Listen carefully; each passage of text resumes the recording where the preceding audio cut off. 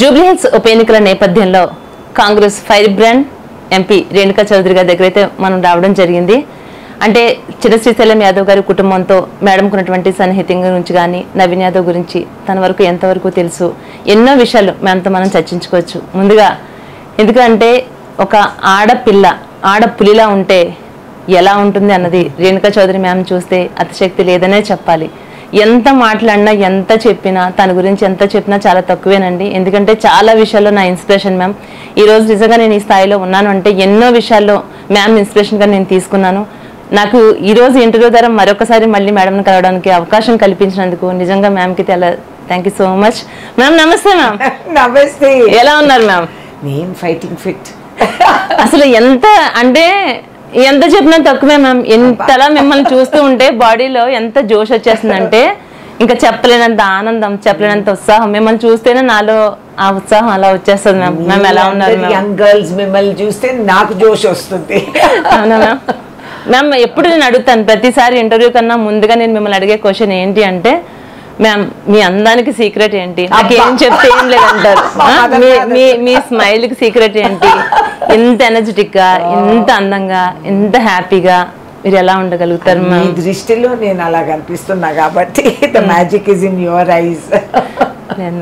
Always మా ma'am super. నిజంగా చాలా సంతోషంగా ఉంది మ్యామ్.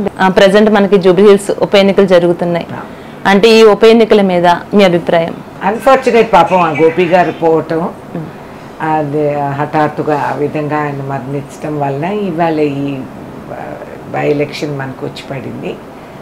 అండ్ సరే, ఎలక్షన్ అన్న తర్వాత అందరూ రంగంలోకి దిగుతారు, అందరూ వాళ్ళ ప్రయత్నాలు వాళ్ళు చేస్తారు.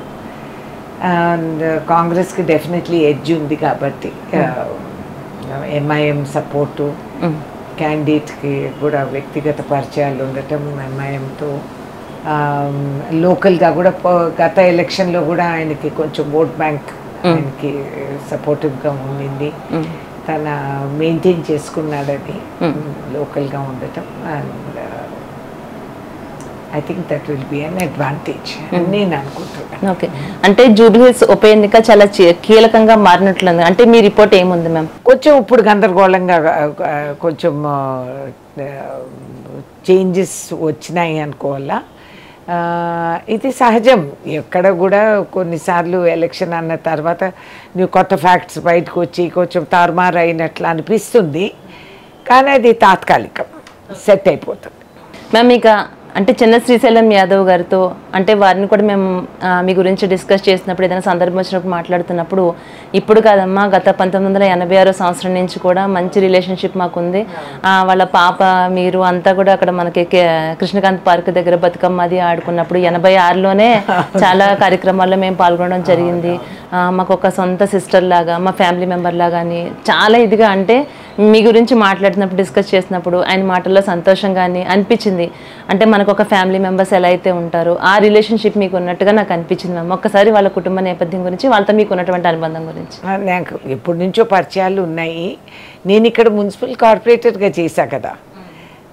నా first election was municipal corporator Banjara hills. అవును. సో ఆ రోజుల్లో ఎలక్షన్లో మేము తిరిగే వాళ్ళమి. అండ్ అప్పటి నుంచి పరిచయాలు మాకు. అండ్ ఎన్నోసార్లు కలవటం అవన్నీ జరిగేటివి ఆ రోజుల్లో. అండ్ తర్వాత నేను 2 సార్లు రాజ్యసభ ఫ్రమ్ బంజారా హిల్స్, హైదరాబాద్ కదా, కాబట్టి అలాగే ట్రేడ్ యూనియన్ మూవ్మెంట్లో కూడా నేను ఉండేదాన్ని. కాబట్టి చాలా మటుకి బస్తీల్లో మా ట్రేడ్ యూనియన్ వాళ్ళు ఉన్నారు. చాలామంది ఇప్పుడు రిటైర్ అయినారు అనుకోండి, కానీ వాళ్ళ కుటుంబ సభ్యులందరూ ఉండటం ఇక్కడే. అండ్ కార్పొరేటర్గా నేను ఇక్కడ ఖాజానగర్, బోలానగర్ ఈ ఏరియాస్ అన్నీ డెవలప్ చేసింటాను ఆ రోజుల్లో. సో ఆ విధంగా నేను లక్కీగా corporator plus member parliament Rajya Sabha 2 ఇది వదలలేదు, నేను కార్పొరేషన్ వదలలేదు. సో ఆ విధంగా అనుభవంతో వాళ్ళందరూ పరిచయాలు అవ్వటం ఆ రోజుల్లో. వాతావరణం వేరుగా ఉండేది. ఇవాళ రాజకీయాలు కాదు, ఇవన్నీ సెట్టింగ్ ఫిట్టింగ్ రాజకీయాలు. ఆ రోజుల్లో వేరే విధంగా ఉండేది. మేము అలాగే ఇప్పుడు కాంగ్రెస్ పార్టీలోకి ఒక యంగ్ లీడర్ రాబోతున్నారు. తను ఖచ్చితంగా తన ఎమ్మెల్యే అవకాశాలు చాలా ఎక్కువగా ఉన్నాయి అంటున్నారు. అంటే ఒకవైపు అంటే ఒక పార్టీ బలం ముందుకు నడిపించబోతుంది అనుకోవచ్చా, లేకుంటే కనుక ఇప్పుడు నవీన్ యాదవ్ ఎవరైతే ఉన్నారో ఆ కంటెస్టెంట్ వల్ల ముందుకు వెళ్ళే ఆలోచన కానీ ముందుకు వెళ్ళేది ఏదైనా జరుగుతుంది అంట? అసలు రూలింగ్ పార్టీ కదమ్మా. అప్పుడు మనము చాలా సంవత్సరాల తర్వాత కష్టపడి 10 సంవత్సరాలు నరకం అనుభవించి ఇవాళ రోజు కాంగ్రెస్ పార్టీ పరిపాలనలోకి వచ్చింది. ఇది ఒక by election. And Naveen Yadav is a young leader and గతంలో కూడా he has had a base here కాబట్టి it's and MIM support because మాకు క్వైట్ పాపులేషన్ మైనారిటీ పాపులేషన్ ఇక్కడ ఉంది. అండ్ ఎప్పుడు కూడా ముస్లిం మైనారిటీస్ కాంగ్రెస్ పార్టీతోనే ఉన్నవాళ్ళు. అండ్ ఐఎమ్ వెరీ హోప్ఫుల్ ఇది చక్కగా అన్ని విధాలుగా అన్ని పరిణామాలు చూసుకుంటే ఆయనకి అడ్వాంటేజ్గా ఉంది అనేది అనిపిస్తుంది. అలాగే అంటే అధిష్టానం మీకు ఏమైనా ఈ విషయంలో మీకు బాధ్యతలు అప్పచెప్పిందని? లేదమ్మా, ఎందుకు, నేను అవసరం లేదు. ఇప్పుడు మినిస్టర్లు లోకల్ వాళ్ళందరూ ఇన్ఛార్జీలు ఉన్నారు. నా అవసరం ఉన్నప్పుడు నేను ఎలాగో ఉంటాను, అది వేరే మాట. బట్ లోకల్గా వాళ్ళందరూ ఉన్నారు, చాలామంది ఇన్ఛార్జీలు ఉన్నారు. ఇప్పుడు మన వివేక్ గారు, అదేవిధంగా తుమ్మల నాగేశ్వరరావు గారు, వీళ్ళందరూ ఉన్నారు కాబట్టి వాళ్ళందరూ అనుభవం ఉన్నోళ్ళు. They will look after day to day ఇది. అండ్ సీఎం స్వయంగా మానిటరింగ్ చేసి ఆయన చూసుకుంటారు. అంటే జూబ్లీ హిల్స్ నియోజకవర్గం మీద రేణుకా చౌదరి మ్యామ్కి చాలా గ్రిప్ ఉంది, ప్రత్యేకంగా చెప్పాలి అని అంటే ఈ విషయంలో మీరు కనుక ప్రచారానికి వెళ్తే చాలా బాగుంటుంది అని అంటే మీకు చిన్న శ్రీశైలం యాదవ్ గారు వాళ్ళ దగ్గర నుంచి వాళ్ళ ఫ్యామిలీ తరపు నుంచి ఏమైనా మీకు పిలుపు వచ్చిందండి? లేదు, ఆయన నా క్యాండిడేట్ కూడా కలవలేదు నన్ను. ఆయన వచ్చి నామినేషన్ ముందు కలుస్తారు అనుకున్నాను. బట్ ఈజ్ బిజీ కదా, హఠాత్తుగా ఇదంతా డెవలప్ అవటం. అండ్ ఇక్కడ ఎందుకంటే నేను అంత సర్వీస్ చేసిన దాన్ని, కార్పొరేటర్గా 6 years 5 years, పార్లమెంట్ మెంబర్గా 12 years నేను ఈ ఏరియాకి ఉండటం, ఆ రోజుల్లో అన్నీ జోక్యం చేసుకొని పనిచేయటం, కమ్యూనిటీ హాల్స్ అవన్నీ డెవలప్ చేయటం, ఆ రోజుల్లోనే ఇవన్నీ చేయటం జరిగింది. అండ్ క్లాస్ ప్లస్ మాస్ రెండింటినీ మేము కలుపుకోగలిగాము ఆ రోజుల్లో. సో అందుకనే అందరూ ఇళ్ళల్లో ఉన్నోళ్ళు అందరూ పరిచయాలే కదా మనకి. అండ్ దాని బస్తీల్లో కూడా అందరు గుర్తుపడతారు, ఇంకా గుర్తుపెట్టుకుంటారు. ఐఎమ్ గ్రేట్ఫుల్, వాళ్ళు ఇంకా ఆల్వేస్ మిమ్మల్ని గుర్తుపెట్టుకోవడం అంటే అది ఎప్పటికీ ఆల్వేస్ అది అందరికీ అందరి గుండెల్లో ఉంటారు, పోతూ ఉంటారు కదా. But it's worked out quite well. And so anyway star క్యాంపెయినర్గా నా పేరు కూడా వేశారు కదా. అంటే ఇప్పుడు ఒక కాంగ్రెస్ పార్టీ అభ్యర్థిగా నవీన్ యాదవ్ నిలబడబోతున్నారు కదా, అంటే తనకు మీరు ఇచ్చే సలహా మా ఛానల్ తరపు నుంచి? ఏం లేదు, వీ హ్యావ్ టు కాంగ్రెస్ సిద్ధాంతాలని పాటించి అందరూ ఎదురు చూస్తూ ఉండేది. లేక మన గవర్నమెంట్ ఇక్కడికి వచ్చింది. అండ్ ఇది చాలా డెలికేట్ ఏరియా, బంజారా హిల్స్ అనేది, జూబ్లీ హిల్స్ అనేది. నేను చెప్పినట్టు ఇది మాసు ఉంది, క్లాసు ఉంది, ఇద్దరిని బ్యాలెన్స్ చేసుకుంటూ నడవాల్సిన అవసరం ఉంది. చాలా ఆఫ్ కోర్స్ సెటిలర్స్ చాలామంది ఉన్నారు. అండ్ ఇవన్నీ కూడా మనం రౌండప్ చేసుకొని బ్యాలెన్స్ పెట్టుకొని కాంగ్రెస్ సిద్ధాంతాలని పాటిస్తూ ఒక మంచి పేరు తీసుకురావాలనేది that's my only advice. And is a young man, I'm sure he will do it. అలాగే అంటే సినిమా ఇండస్ట్రీ నుంచి చూసుకుంటే కూడా చాలా వరకు చాలామంది తనకి సపోర్టివ్గా ఉన్నారు మ్యామ్. ఎందుకంటే కొన్ని సందర్భాల్లో ఇండస్ట్రీకి సంబంధించినటువంటి వాళ్ళు చేసేటటువంటి హెల్ప్ల కన్నా కూడా ఎలాంటి పదవిలో లేకపోయినా చిన్న శ్రీశైలం యాదవ్ గారు అనే వ్యక్తి ఎవరైతే ఉన్నారో కార్మికులకు కానీ, డాన్సర్స్ కానీ, ఫైటర్స్ కానీ ఇట్లాంటి వాళ్ళందరికీ ఎన్నో రకాల సహాయ సహకారాలు ఆయన అందించడం జరిగింది. ఆ ఉద్దేశం ప్రకారం కూడా ఇండస్ట్రీ మొత్తం కూడా చాలా వరకు జూబ్లీ హిల్స్ ఏరియాలోనే ఉంటారు మ్యామ్. వాళ్ళు కూడా చాలా వరకు తల్లి రావడం జరుగుతుందండి. ఇదంతా మనం చూసుకుంటే కనుక అంటే భవిష్యత్తులో తాను అంటే నాట్ ఓన్లీ ఎమ్మెల్యేనే కాదు మంత్రి కూడా కావచ్చని మన సీనియర్ కాంగ్రెస్ లీడర్ మోత్కుపల్లి నరసింహులు గారు కూడా తన ఇంటర్వ్యూలో చెప్పడం జరిగింది మ్యామ్. అంటే ఆయనకి తన మీద ఆ ధీమా, ఆ నమ్మకం మీరు రాసి పెట్టుకోండి, తను ఖచ్చితంగా ఎమ్మెల్యే కాదు తన మినిస్టర్ కూడా కాబోతున్నారని అంత ఢంకాపదంగా చెప్తున్నారు. అంటే ఏ కాన్ఫిడెంట్తో నవీన్ యాదవ్ మీద ఇంత నమ్మకం పెట్టుకున్నారు మ్యామ్ ప్రజలందరూ? ఆయన వాళ్ళ అనుభవంతో వాళ్ళతో ఇంటరాక్షన్ చేసినప్పుడు వాళ్ళకి ఆ కాన్ఫిడెన్స్ వచ్చే ఉంటుంది కదా. సో మినిస్టర్ అవన్నీ తర్వాత మాట. బట్ డెఫినెట్లీ ఎమ్మెల్యేగా first as a young man he should prove himself.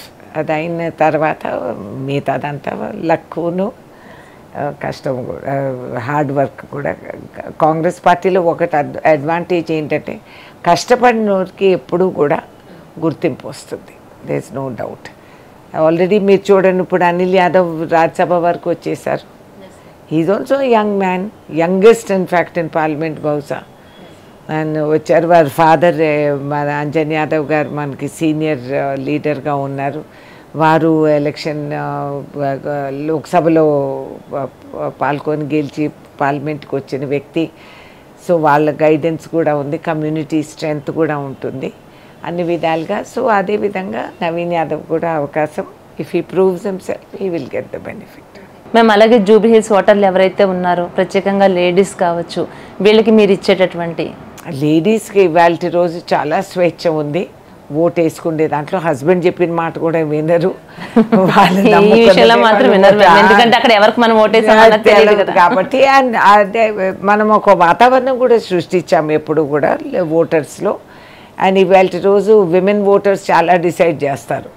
So వాళ్ళ అరిచేతిలోనే ఉంది గెలుపు ఓడుపు బంజారా హిల్స్, జూబ్లీ హిల్స్లో. అండ్ దాంట్లో నవీన్ ఈజ్ వెరీ పాపులర్ కాబట్టి.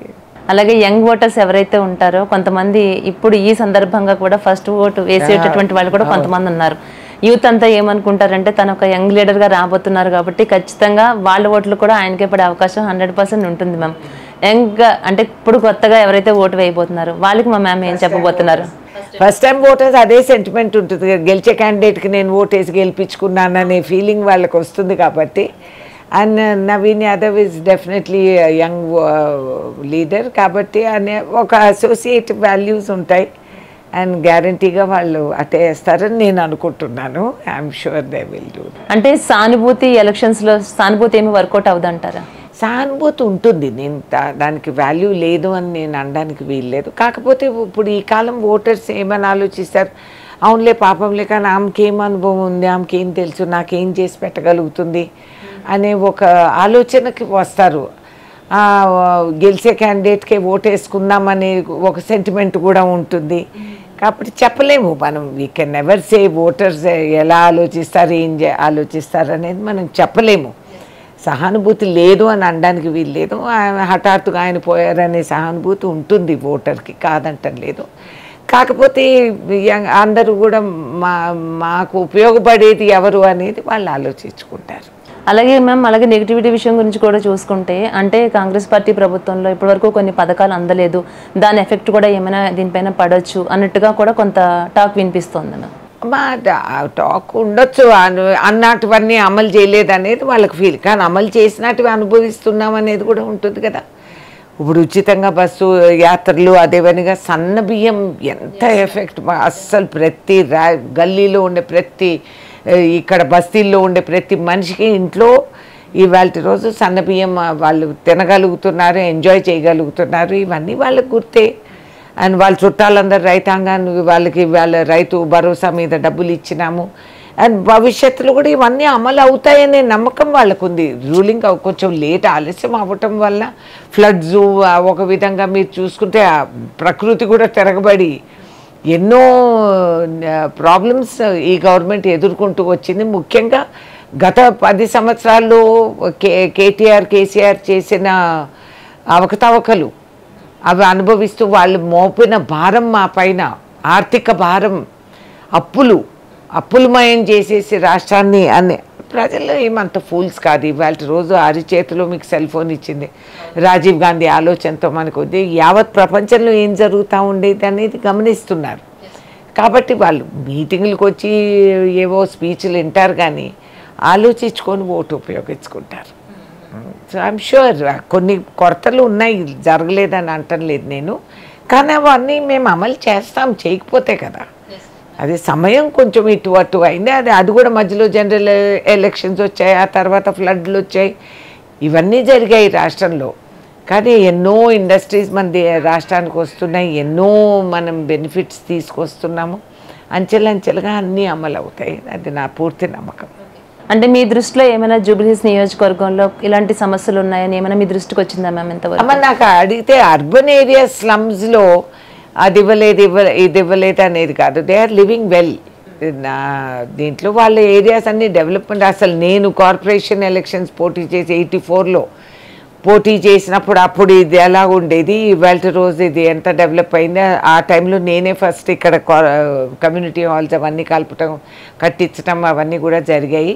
బస్తీలన్నీ మారిపోయినాయి ఇవాళ రోజు, అండ్ చాలా డెవలప్మెంట్ అయింది. కాబట్టి ఇక్కడ వాళ్ళు ప్రాక్టికల్గా ఆలోచించుకుంటారు. వాళ్ళకి ఇంకా ఏవి కావాలనేది చూసి వాళ్ళు ఓటేసుకుంటారు. మ్యామ్ ఫైనల్గా అంటే ఎలాంటి ప్లానింగ్స్తో నవీన్ యాదవ్ ముందుకు వెళ్తే బాగుంటుంది అంటారు మీ ఉద్దేశం ప్రకారం? ఒక కాంగ్రెస్ పార్టీ స్మార్ట్ బాయ్, మనం ఏం చెప్పనక్కర్లేదు. Is a very intelligent boy.